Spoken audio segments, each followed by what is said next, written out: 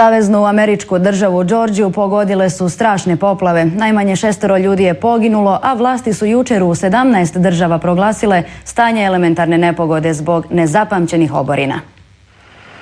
Mnogi dijelovi Džordžije pogođeni su dosad neviđenom količinom kiše koja se događa, kako su opisali stanovnici, jednom u stoljeću. Obilna kiša uslijedila je samo mjesec dana nakon što je regija proglasila elementarnu nepogodu zbog suša. This is a flood about like we had in 1990. 1990. smo imali takvu poplavu da su je nazvali poplava stoljeća. Ne znam kako će nazvati ovu, ali tvrdim da je najveća od tada. U nevremenu je smrtno stradao 2-godišnji dječak. U sjevernom gradiću Trionu angažiran je znatan broj spasioca kako ne bi došlo do stradavanja stanovništva zbog nabujale rijeke. Evakuirano je oko 1500 ljudi i oformljeno je sklonište. Najviše stradalih su motociklisti koji su se usprkos nevremenu pokušali probiti po cestama.